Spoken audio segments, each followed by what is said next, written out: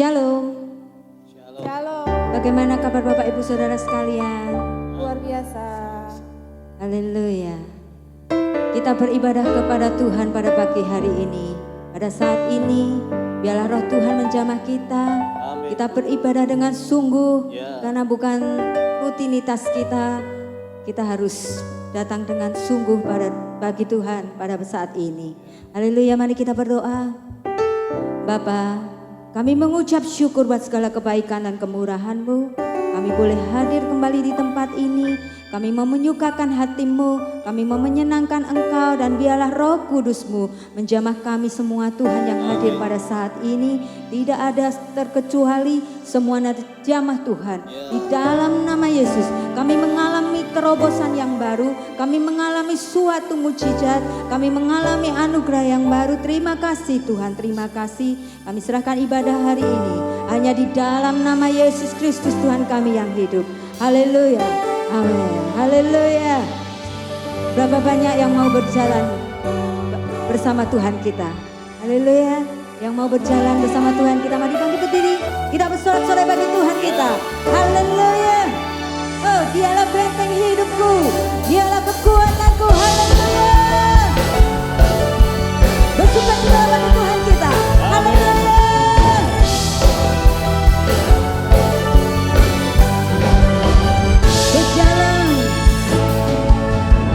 Berjalan bersamamu, tak akan ku gentar, tak akan ku gentar. Iman di saudara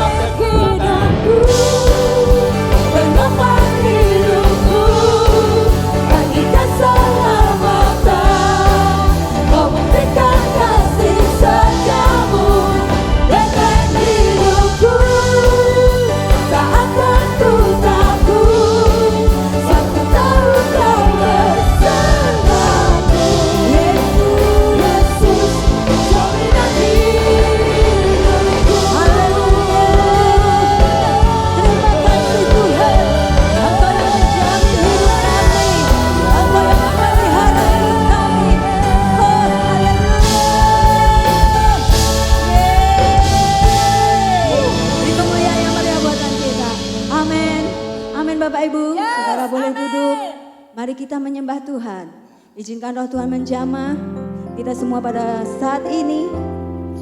Benar saudara, kata-kata ini berkata berjalan bersama Tuhan, kita tidak akan takut. Amin. Apapun kalau kita bersama Tuhan, tidak ada sesuatu pun yang sukar. Amin. Haleluya. Mari kita datang pada Tuhan. Kami rindu akan Engkau Tuhan. Kami memerlukan Engkau lebih dari segalanya. Kami memerlukan Engkau. Kami mau mengandalkan Engkau di setiap langkah hidup kami. Oh, terima kasih Tuhan.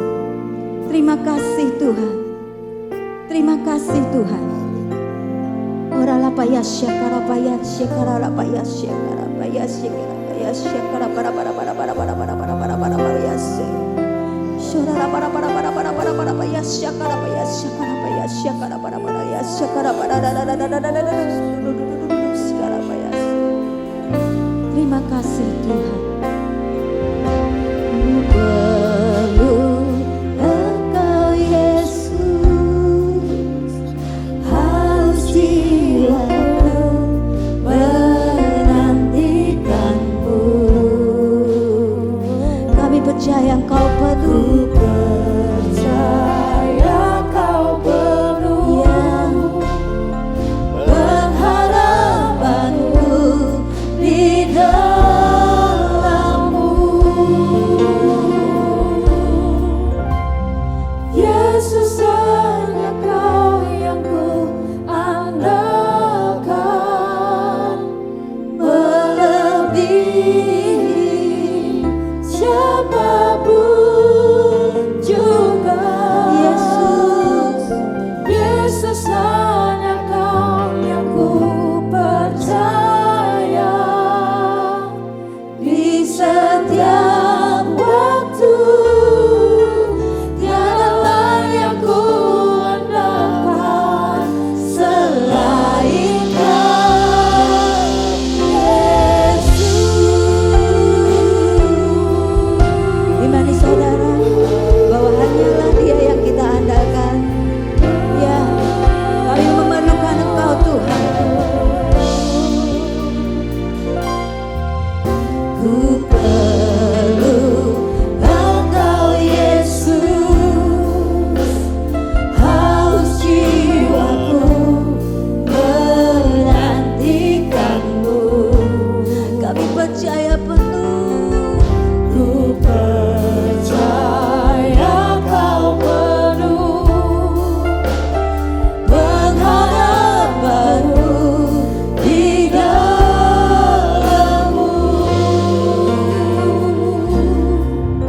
Ku perlu Engkau Yesus, haus jiwaku menantikanmu. Kami percaya Engkau penuh, ku percaya Kau penuh pengharapanku di dalam-Mu. Haleluya. Yesus, hanya Kau yang ku andalkan, melebihi siapapun di dunia ini. Siapapun juga.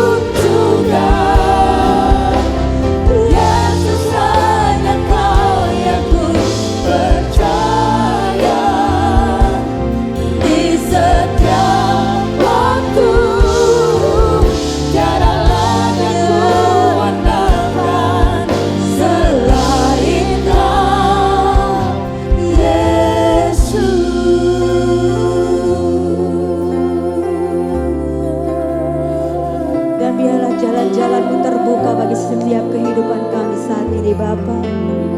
Keyakinan kami kepadamu tidak dapat digantikan oleh apapun juga di dunia ini. Sebab kalau jalan keselamatan dan hidup, Yesuslah sumber dari segalanya.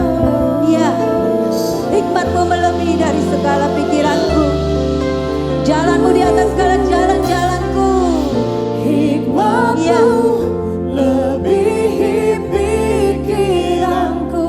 ya, Jalan-Mu di atas jalan-jalanku.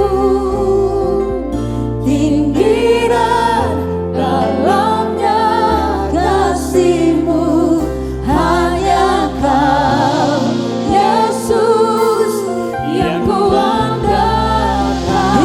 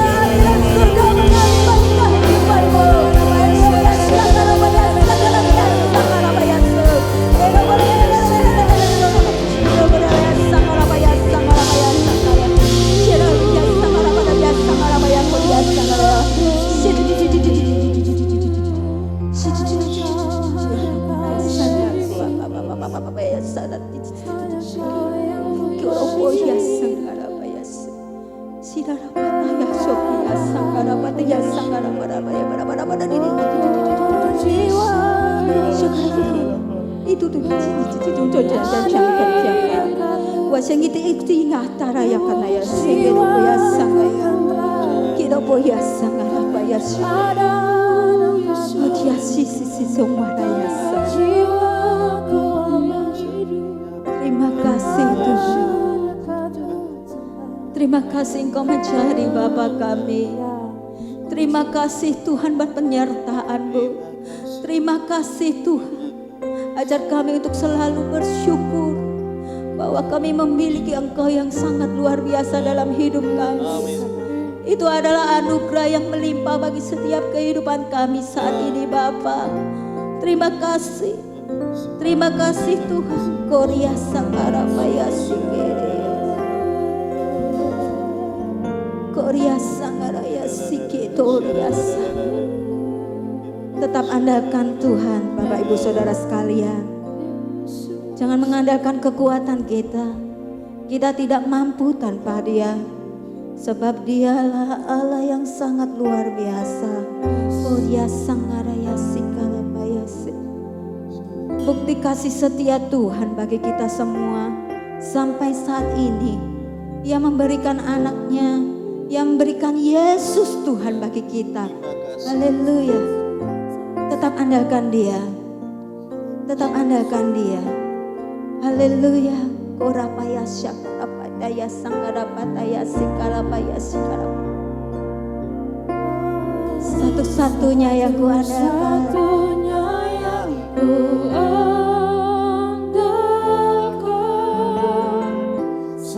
Satu-satunya yang ku percaya, Engkau sumber kekuatan, sumber pengharapan, Sumber kedamaian. sumber kedamaian. Satu-satunya hanya Yesus Tuhan.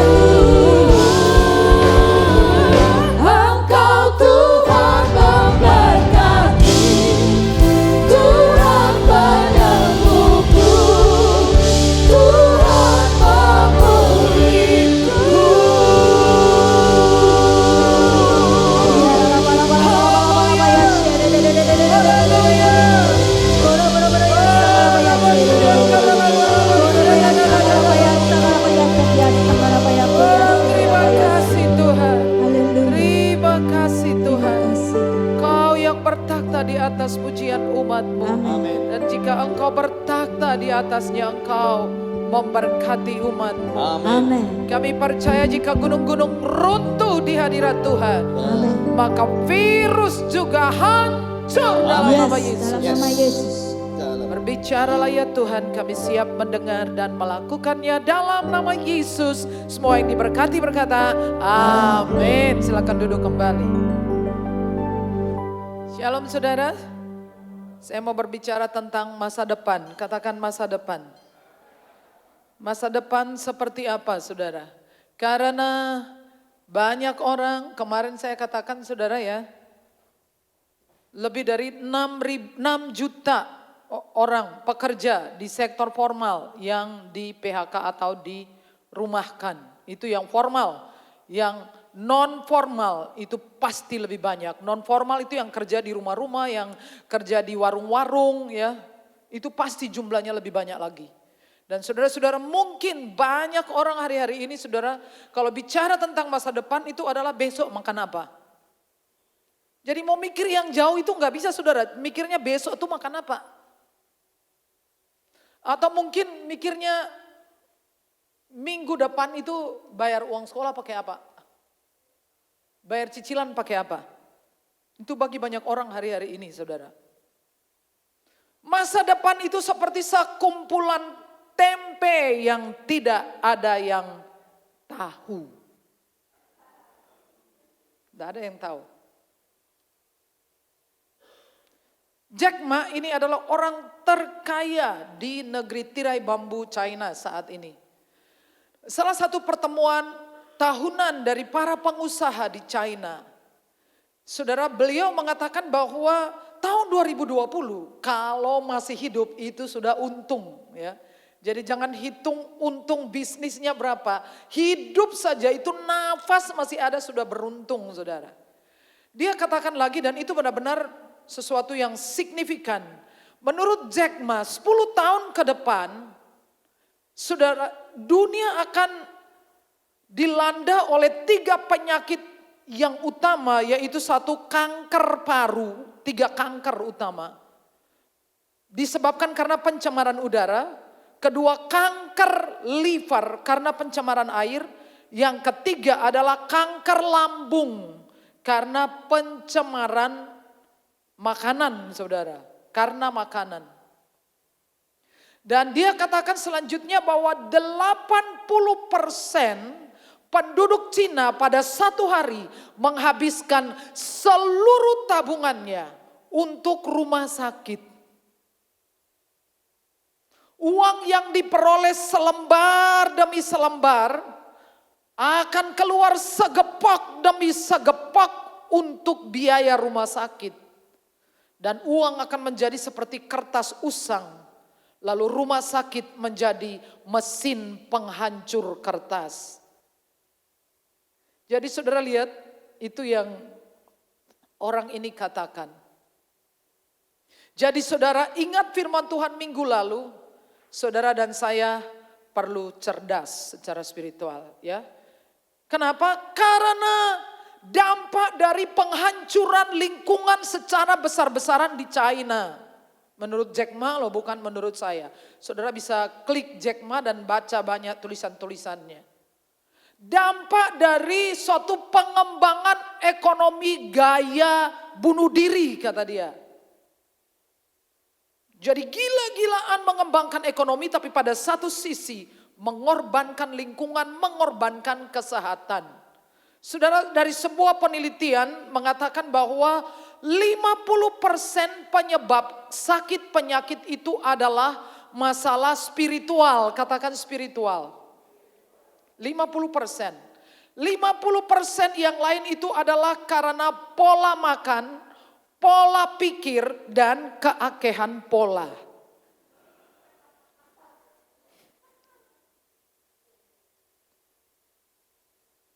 Jadi sekali lagi kalau 50% karena masalah spiritual, betapa pentingnya cerdas secara spiritual.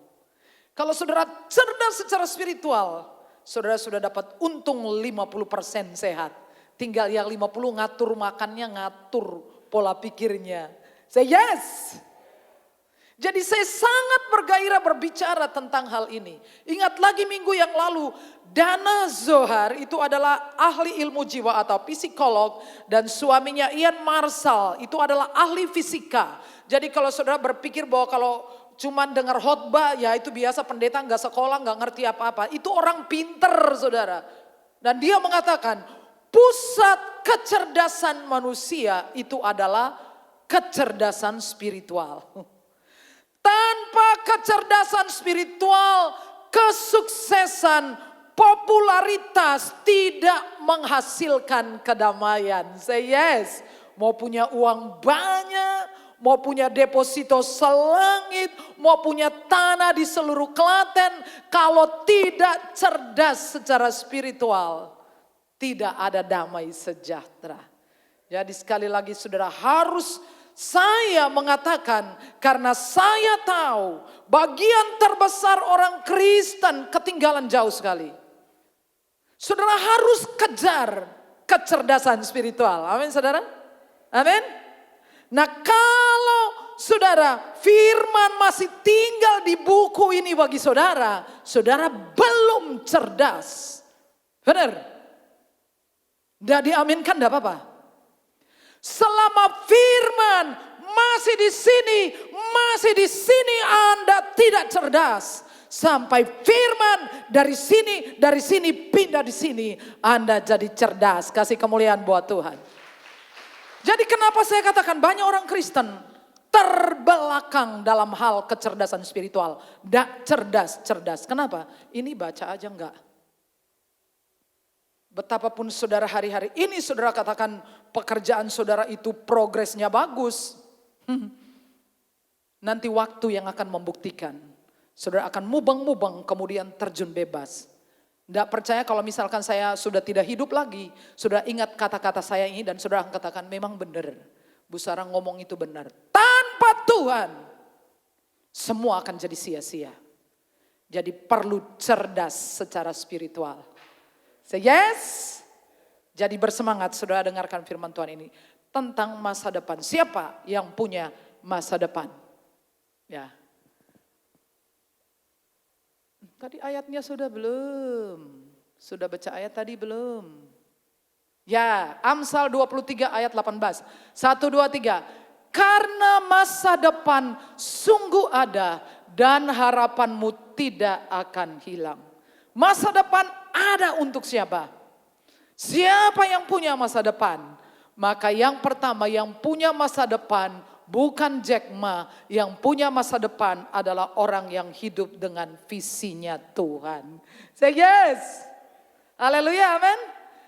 Dan saya beritahu saudara tentang visi Tuhan. Itu bukan untuk Bu Sarah, tapi setiap orang percaya. Katakan untuk saya. Lebih kencang, untuk saya. Bukan untuk Bu Sarah, Ibu Sarah dan untuk saudara. Apa visi Tuhan? Satu saja. Muter-muter cuma satu saudara. Saudara bolak-balik Alkitab satu saja.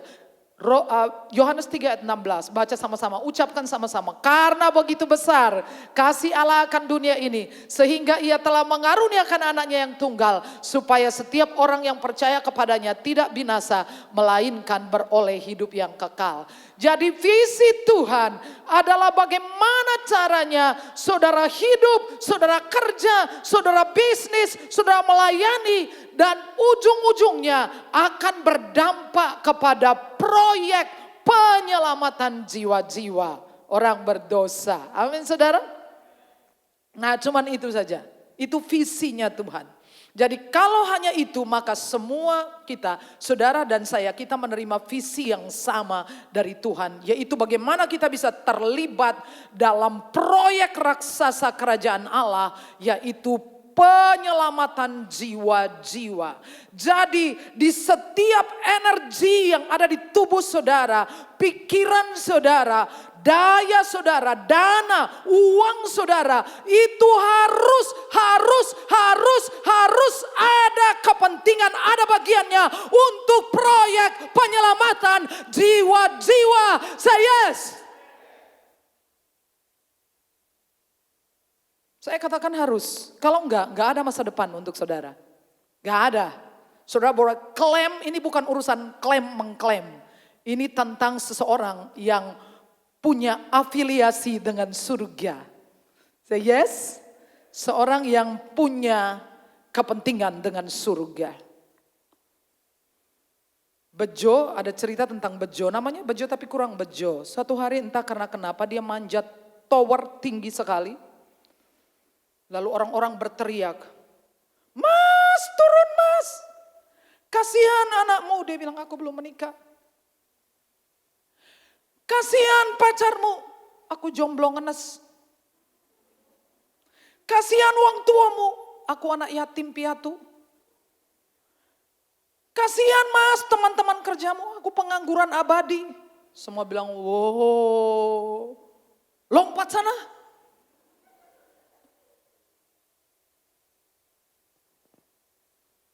Kalau tujuan hidup kita hanya memenuhi bumi seperti Alkitab kepada Adam, berbiak-biaklah, beranak cuculah, penuhilah bumi.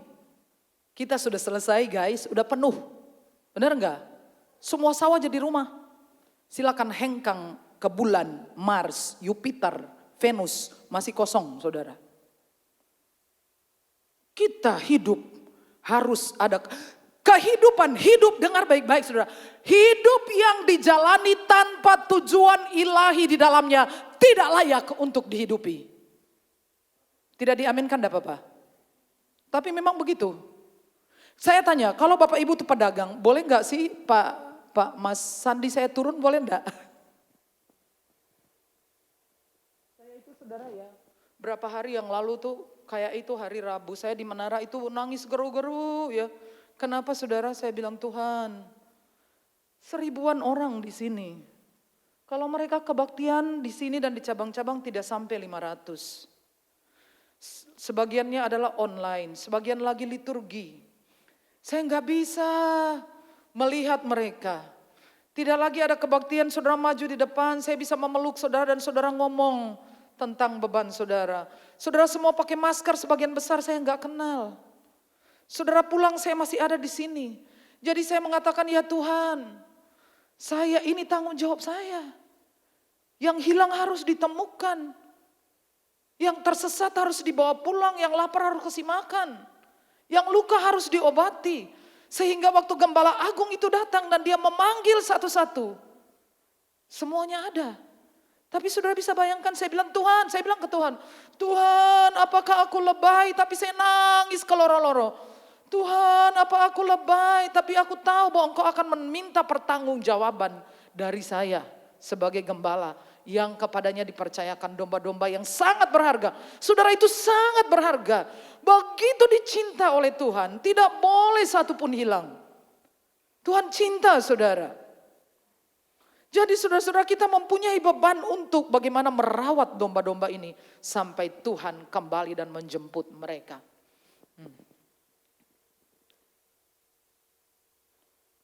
Ya. Jadi sederhananya untuk membedakan mana visi dari Tuhan dan visi dari manusia, yaitu kita lihat dari sumbernya dan kepentingannya. Kalau sumbernya, kalau cita-cita ya itu dari diri saudara sendiri toh, pengen-pengen. Kalau dari Tuhan, itu pasti dari hatinya Tuhan. Bedain tuh gampang, sama tujuannya.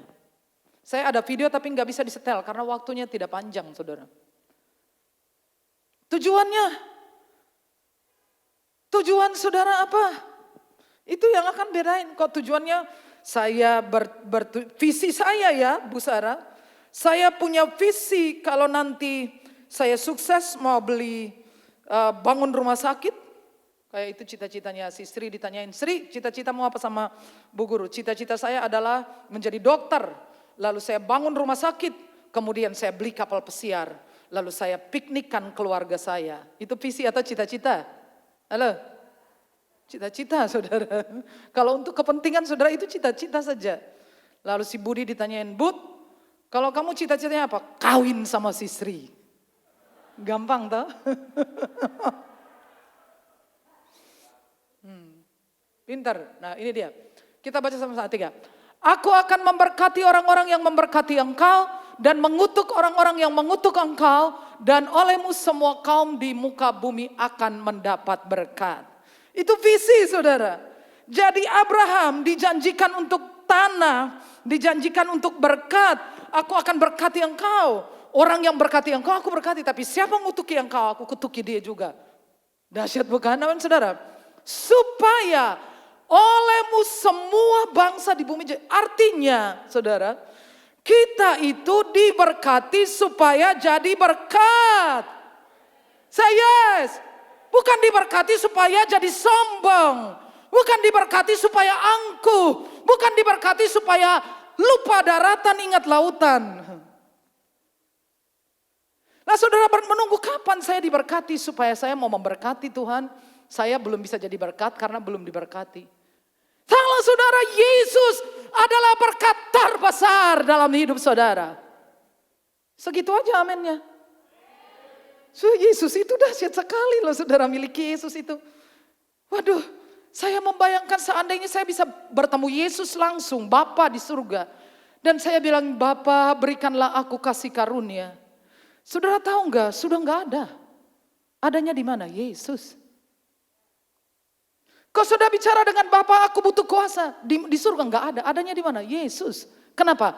Karena Alkitab mengatakan segala kuasa di langit, di bumi, di bawah bumi. Yesus berkata, sudah diberikan kepadaku, kata Yesus. Kasih kemuliaan buat Tuhan.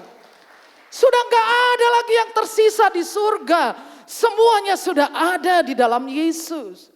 Sudah minta kasih karunia, minta kemurahan, minta berkat, minta mujizat. Gak ada saudara yang lain kecuali Yesus. Makanya miliki Yesus, saudara miliki segala-galanya. Say yes. Haleluya. Saya ini punya impian saudara. Baru omong-omong saja sama beberapa orang. Mudah-mudahan sebelum saya pensiun. Kalau gereja punya uang Pak, saya pengen beli lahan. 1 hektar, 2 hektar. Tanam singkong seluruhnya. Karena saudara tahu ke depan itu akan ada, saudara tahu masa depan untuk dunia ini. Kesusahan besar 7 tahun, itu pasti. Gak usah diramal, itu pasti terjadi. Saya pengen beli tanah beberapa hektar, tanam singkong. Singkong itu bisa dimanfaatkan untuk semua. Lagian kau makan singkong, kenyang saudara. Kau sampai beras krisis, kita makan singkong tuh kenyang saudara. Nanti jemaat dipekerjakan, diupahin. Untungnya masuk iCare lagi. iCare buat apa? Ngopeni orang-orang susah lagi. Kasih tepuk tangan buat Tuhan. Semoga sebelum saya pensiun bisa dirilis ya, harapan saya. Tapi saya percaya, saya selalu percaya. Di dalam 1 Yohanes pasal 5, kalau saudara baca seluruh pasal itu, saudara nemukan. Inilah keberanian percaya bahwa doa kita dikabulkan jika kita meminta sesuatu menurut kehendaknya. Dan jikalau kita tahu bahwa ia mengabulkan apa saja yang kita minta kepadanya, kita juga tahu bahwa kita telah memperoleh apa saja yang telah kita minta kepada Tuhan. Kasih kemuliaan buat Tuhan. Jadi saya percaya bahwa satu hari sebelum saya pensiun, gereja akan punya lahan pertanian. Untungnya masuk iCare, kasih makan lagi orang-orang susah, orang-orang lapar, janda, anak yatim. Itu visi saudara, visi. Baca kalimat ini sama-sama dan catat. 1, 2, 3. Semua bisnis, pekerjaan, karier, bahkan pelayanan yang tidak berdampak kepada penyelamatan orang-orang berdosa, tidak ada garansi dari surga. Tidak amin? Segitu saja. Amin? Gak ada garansi, please. Kalau bisnis saudara, pekerjaan, karier, bahkan pelayanan saya, gak ada dampaknya bagi penyelamatan jiwa-jiwa. Bangkrut urusanmu sendiri. Tidak ada garansi. Tidak digaransi saudara. Karena kalau saudara pedagang, pebisnis, katakanlah Bapak. Kalau Bapak berinvestasi di sebuah bisnis, harapan Bapak apa? Untung toh Pak? Ada yang berharap rugi. Ada yang menginvestasikan uangnya kemudian berharap moga-moga aku rugi. Untung toh saudara. Emang Bapak di surga berinvestasi dalam hidupmu, dikasih kecerdasan, dikasih peluang, kesempatan, dikasih segala macam. Terus dia nggak minta apa-apa balik. Saudara harus bertanggung jawab. Karena dia mau supaya melalui apa yang dia percayakan kepada saudara dan saya, kembalinya adalah jiwa-jiwa diselamatkan. Kasih kemuliaan buat Tuhan. Masa depan adalah bagi mereka yang berjalan dalam rencana Tuhan. Oke, amin. Sekarang saudara sudah dikasih tahu visi. Visinya adalah penyelamatan jiwa-jiwa. Tapi kebanyakan orang Kristen itu jalan di jalannya sendiri. Kita sudah ngerti visinya, tapi kita jalan di jalan kita sendiri semaunya saya. Contoh, saya kasih contoh aja. Saya pendeta, saya ditetapkan jadi gembala, tapi saya pengen untuk tidak gembala. Saya pengen Tuhan, saya bisa menangkan jiwa kok, bisa. Saya penginjilan pribadi tahu teorinya. Saya juga kalau jadi marketing bisa lah Bu, Ibu rekrut saya jadi karyawannya Ibu, bisa lah. Saya marketing bisa, gitu loh. Nah jadi saya pengen jualan aja. Saya mungkin masih memenangkan jiwa, tapi saya tidak berjalan di jalannya Tuhan. Saudara mengerti? Amin. Saya nggak ngikuti jalannya Tuhan. Jadi banyak orang melakukan kesalahan besar, ngerti visi, tapi tidak berjalan mengikuti jalan dan rencananya Tuhan. Jadi kalau kita tidak berjalan mengikuti jalan dan rencananya Tuhan, saudara, baca 1, 2, 3. Bahkan sekalipun engkau tidak mengerti visi Tuhan, tetapi jika engkau berjalan dalam rencananya, engkau akan sampai juga di sana. Betul apa enggak? Jadi jalannya itu penting. Jalan itu paling penting. Jalan itu adalah apa yang kau lakukan day by day, every day. Sepanjang hidup saudara. Saudara ngikuti hatinya Tuhan. Walaupun saudara nggak ngerti sama sekali. Saudara tahu Abraham itu jalannya dia tinggal pertama kali itu sebetulnya di tanah keluar dari Ur Kasdim, lalu dia sampai di mana? Di Haran, di Mamre, di mana itu dekat Betel dan Ai, di antara itu dia berkemah dan pertama kali dia memanggil nama Tuhan tuh di situ. Itu di mana? Itu Kanaan. Itu tanah Kanaan, saudara, tanah perjanjian. Lalu Tuhan berfirman kepadanya, tanah ini seluruhnya untukmu. Dia masih jadi orang asing. Terjadi kelaparan, dia pergi ke Mesir. Dari Mesir balik lagi ke Kanaan, balik lagi di tempat itu. Saudara lihatin, dia balik lagi di Mamre, di tempat di mana dia membangun mesbah. Dia muter-muter sampai turunannya beranak pinak di Mesir, balik lagi saudara ya. Bolak-balik, bolak-balik. Dengarkan saya saudara, walaupun perjalanan itu seperti bolak-balik kayak setrika kiri kanan maju mundur. Jangan khawatir selama engkau berjalan mengikuti rencananya. Satu hari engkau sampai pada tujuan. Oh nampaknya berputar-putar, maju mundur, pergi sana balik lagi. Mungkin kok Abraham bilang, sekarang aja Tuhan tolong diurus sertifikatnya kan aku udah di sini. Tapi itu tidak terjadi saudara. Namun karena dia berjalan mengikuti jalannya Tuhan, kehendaknya Tuhan. Beda dengan, tahu saudara, siapa itu? Lot. Nanti kita sampai di situ. Ya, 1, 2, 3. Mazmur pasal 37 ayat 37. Ya. Perhatikanlah orang yang tulus hati dan lihatlah kepada orang yang jujur, sebab pada orang yang suka damai akan ada masa depan. Say yes? Jadi begini, peristiwanya ketika dia dan Lot harus berpisah. Persoalannya lahan, saudara. Saudara dengarkan saya, jangan bertengkar demi lahan. Kalau kau ngerti visinya Tuhan dan berjalan di jalannya, tidak perlu engkau bertengkar hanya dengan uang ₹1, ₹2. Betul enggak saudara? Saya satu hari pergi ke Salatiga mau rapat beberapa tahun yang lalu.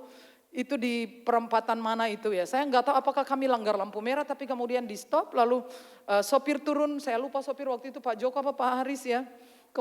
Ya. Terus dia kembali ke, mungkin Pak Joko, dia kembali kepada saya bahwa itu harus bayar 50.000. Maksudnya sopir ini dia mau nawar. Saya bilang jangan nawar, kasihkan aja. Orang itu cara hidupnya dewe-dewe. Halo, halo, amin. Kasihkan aja. Ngapain bertengkar dengan uang 50.000? Please saudara, saya ini pendeta saudara.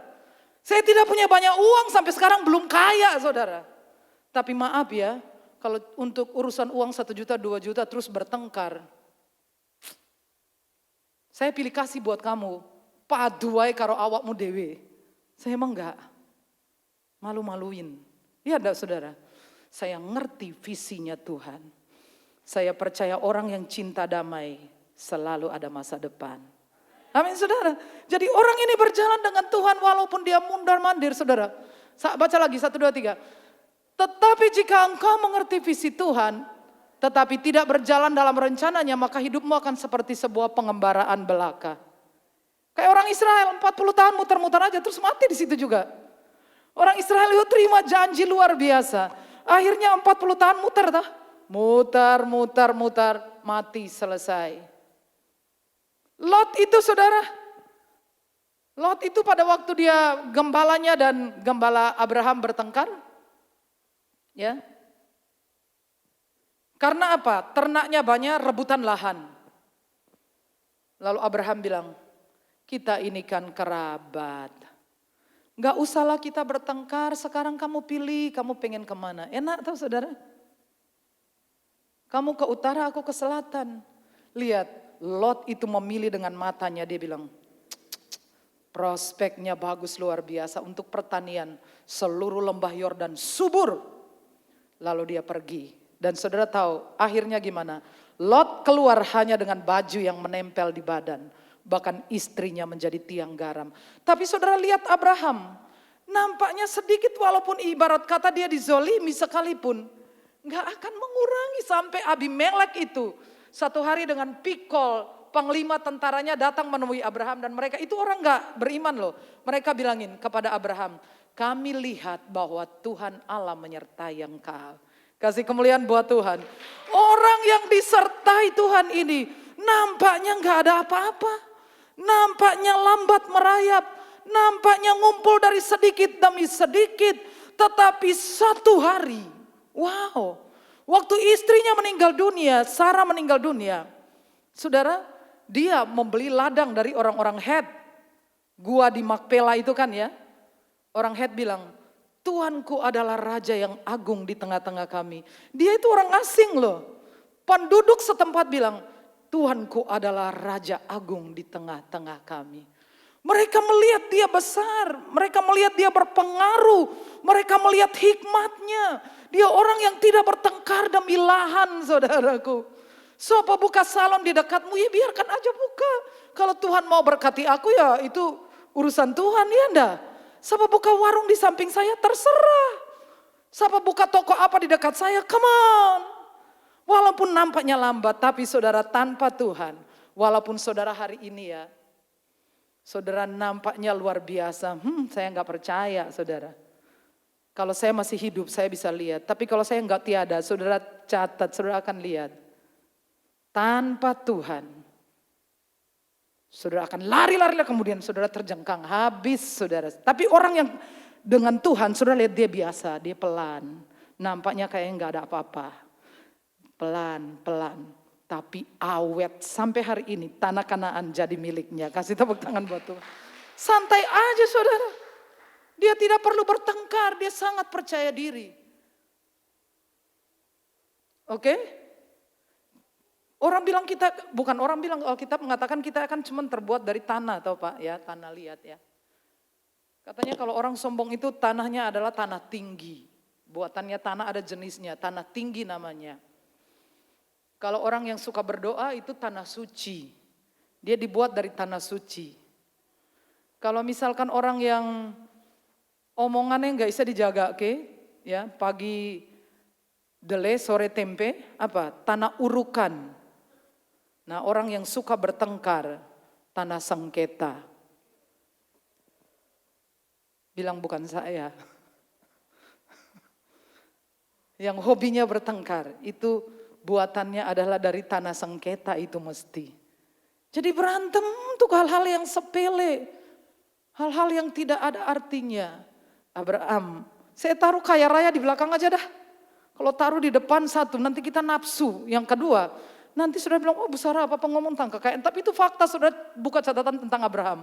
Abraham itu kaya raya saudara. Pada akhirnya dia memang kaya raya. Apa dia mengejar kekayaan? Enggak saudara. Kalau dia mengejar kekayaan, dia sepadu kalau Lot saudara. Ya enggak dikejar.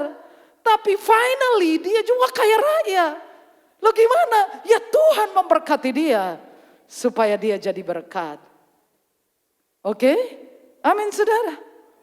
Jadi itu yang saudara harus lakukan. Saudara harus cerdas. Minggu yang lalu, orang yang cerdas, dia tenang, dia beriman, percaya. Hasilnya adalah kekuatan. Kekuatan spiritual. Yang kedua, orang yang cerdas spiritual itu yang pertama ini, yang saya bukakan hari ini adalah Abraham. Itu cerdas luar biasa. Saudara lihat, dia punya masa depan. Lot enggak punya, saudara. Dia hidup dengan visi Tuhan. Dia berjalan.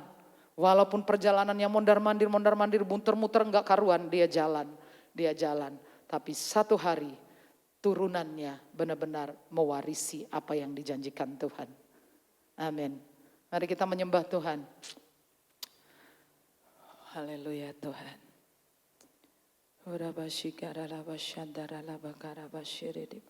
Saudara-saudara, saya sangat percaya bahwa gunung-gunung meleleh di hadirat Tuhan.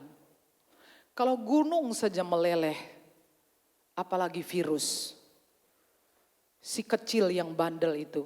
Jadi setiap kali saya berdoa sampai saya mengalami hadirat Tuhan. Saya tidak mau berhenti sebelum saya mengalami hadirat Tuhan. Luangkan waktu menyembah sangat dalam sampai kita mengalami hadirat Tuhan. Oke? Amin.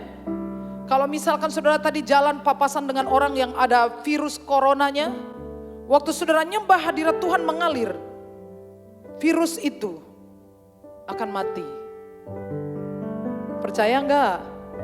Saya percaya. Saya percaya. Percaya, yakin.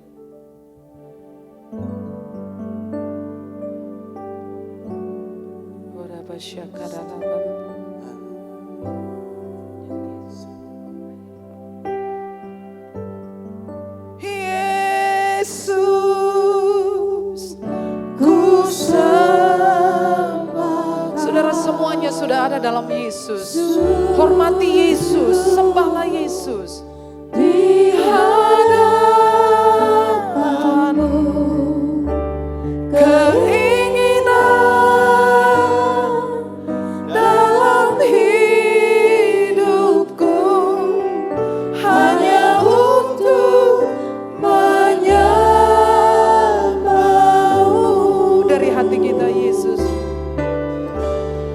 Yesus, Sembah saudara. ku sembahkan, sujud di hadapanmu, keinginan dalam hidupku hanya untuk menyembahmu. Saudara minta sesuatu hari ini, semuanya sudah ada dalam Yesus. Kasihilah Yesus, hormatilah Yesus, cintailah Yesus, hiduplah demi tujuan-tujuan Yesus. Hadiratmu Tuhan, dengan korban pujian masuk hadiratmu Tuhan, berhiaskan kekudusan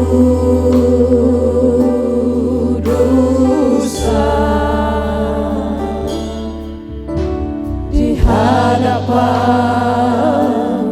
hadiratmu Tuhan, ku rasakan kedamaian di hadapan hadiratmu Tuhan.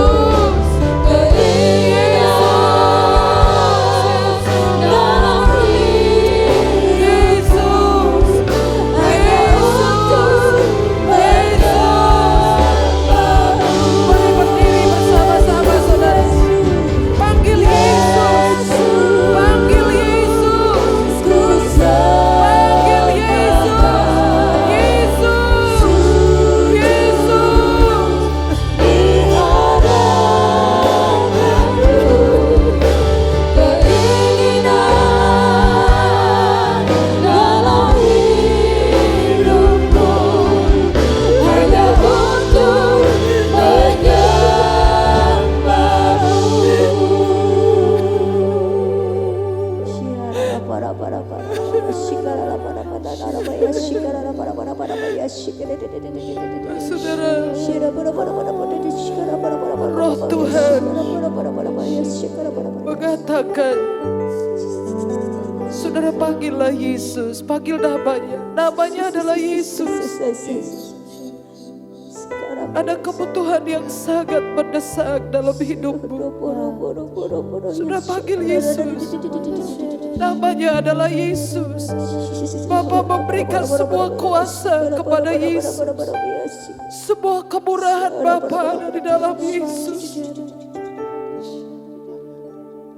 Apa kebutuhanmu yang mendesak siang ini? Sudah ada dalam kebutuhan yang sangat mendesak. Beritahu Tuhan Yesus. Sudah bisa angkat tangan, saya berdoa. Saya yakin Tuhan menjawab saudara. Jika itu kepentingan yang tidak mementingkan diri saudara sendiri, Tuhan jawab saudara, apapun itu. Hari ini Tuhan menjawab saudara. Bapa,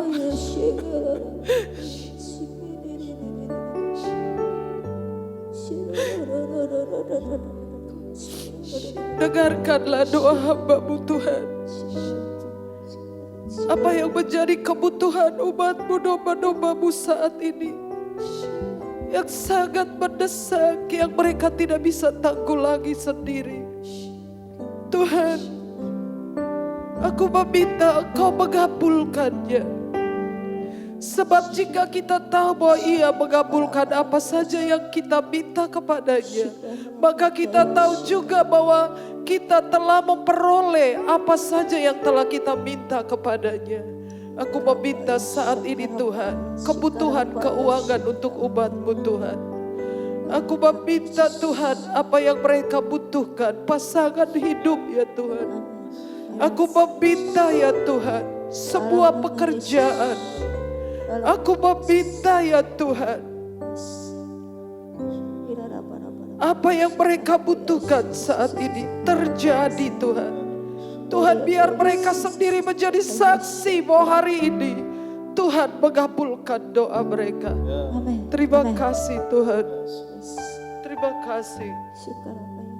Di dalam nama Tuhan Yesus. Amin. Silakan duduk saudara.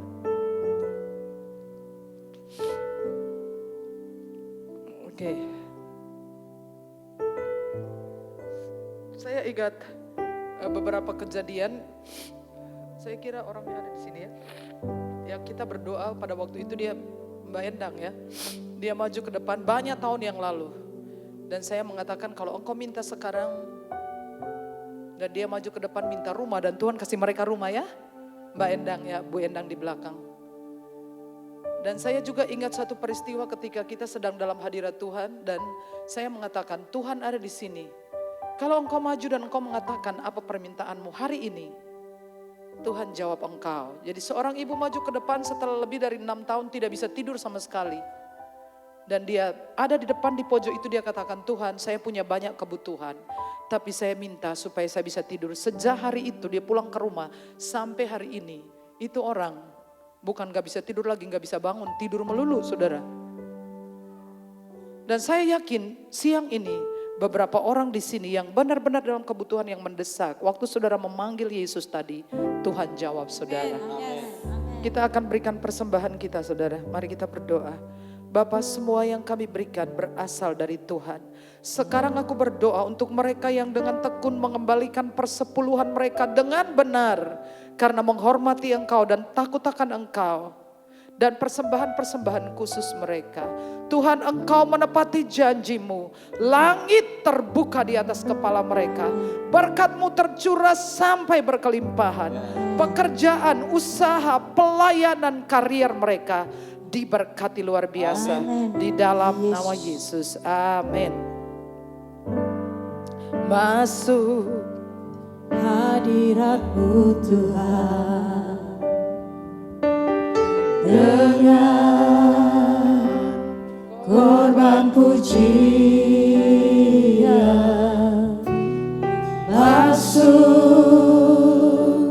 hadirat-Mu Tuhan, berhiaskan kekudus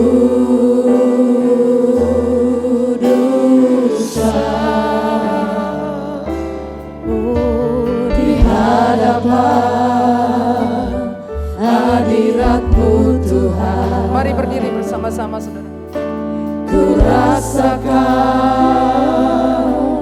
kedamaian di hadapan hadirat-Mu Tuhan. Ku nampak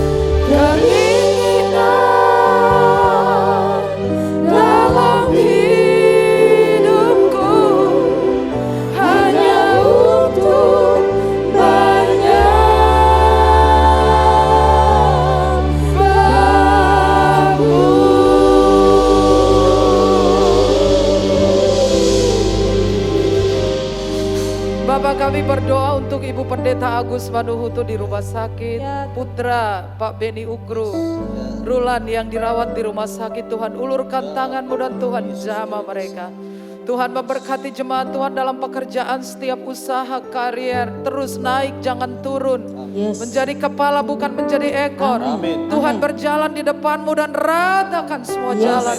Hancurkan pintu-pintu tembaga dan palang-palang besi. Tuhan memberikan kepadamu harta benda yang terpendam, harta kekayaan yang tersembunyi, supaya engkau bisa menjadi alat penyelamatan dari Tuhan. Tuhan jamah dan sembuhkan semua pasien COVID di seluruh Indonesia. Di Klaten, Tuhan hentikan penularannya dalam nama Yesus Tuhan. Akhirnya jemaat Tuhan pulang dengan selamat dan terimalah berkat Tuhan. Tuhan memberkati engkau dan melindungi engkau. Tuhan menyinari engkau dengan wajahnya dan memberi engkau kasih karunia. Tuhan menghadapkan wajahnya kepadamu dan memberi engkau damai sejahtera. Semua yang diberkati berkata, amin.